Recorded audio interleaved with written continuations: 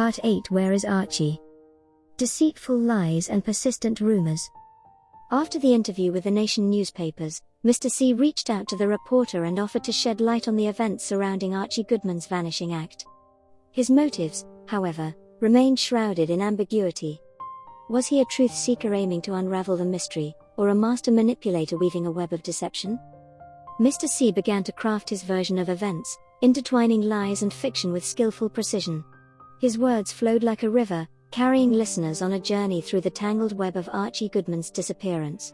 And I quote Mr. C's version word for word from the Nation's newspaper column The Rocking Chair by Tony Vanderpool, which was published November 11, 2001.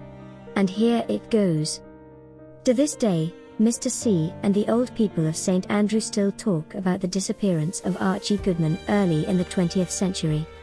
With no television, limited transportation and the country districts in near total darkness, no street lighting during those years, the Goodman mystery provided a conversation piece among the elderly.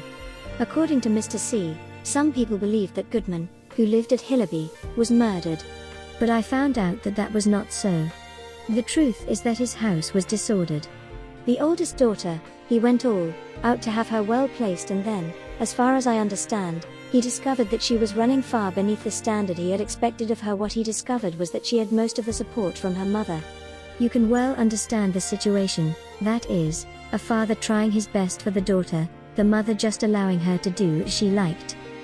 So, it brought a disorder in Goodman's home, and he thought the best thing he could do was to absent himself.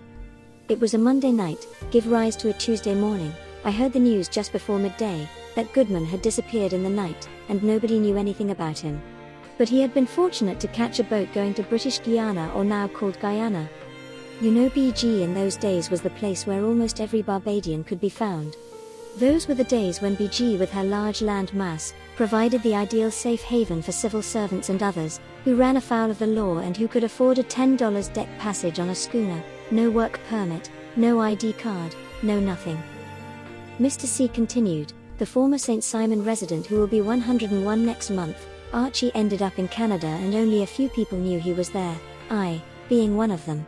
But of the murder story which made the rounds in St. Andrew and further afield in those early years of the 20th century, Mr. C told me, rubbish, utter rubbish. Let me put the record straight.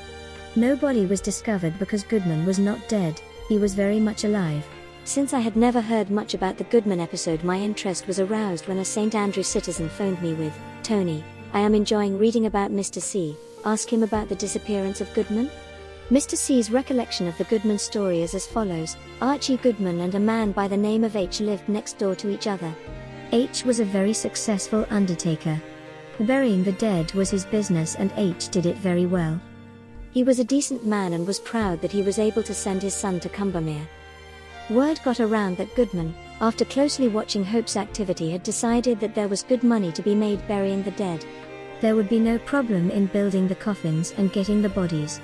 His biggest headache would be money for building an attractive hearse with the necessary trimmings, acquiring a couple horses and hiring a coachman who, dressed up in his tails and top hat, would bring tears to the eyes of the bereaved as hearse and coffin slowly moved along the streets of St. Andrew. Mr. C reflected, all this would have meant offering Hope competition by opening a small funeral home next door. So, when Goodman disappeared, the St. Andrew grapevine went wild, Goodman gone. People started to point at Mr. H, some feeling that the unfortunate Goodman was somewhere out to sea floating around in one of H's coffins. Mr. C recalled, at the time of his disappearance Goodman worked with the oil company. You know, we had one earlier called the British Union Oil Company BUOC, but before that we had the West Indian Oil Company. He worked with both. He thought a while and then said, I now remember, at the same time there was a little political disorder between the two St. Andrew candidates, Kinch and Holder, later Sir Frank. Holder came as a candidate for the coloured folk while the white folk were keeping close to Kinch, while they would still have their coloured people. The final understanding about Goodman's disappearance is that it had political overtones. From Guyana, Kinch made it possible for him to get to Canada. End of quote. The story of Archie Goodman's disappearance took on a new dimension in Mr. C's hands, veering into uncharted territory where truth and fiction blurred together in a tantalizing dance. As he spun his tale, listeners leaned in, captivated by the enigmatic figure before them, wondering what hidden truths lay beneath the surface of his words. And so, the mystery of Archie Goodman's disappearance deepened, as Mr. C's narrative cast a shadow over the already murky waters of St. Andrew's past. Only time would tell whether his version of events would shed light on the truth or further obscure the path to unraveling the enigma of a man lost to the winds of history. So, did Goodman run away because of discord in his household? Tune in next time for the family's rebuttals to Mr. C's statements. Remember to subscribe, like and hit the notification bell. Therefore, you will not miss out on new content.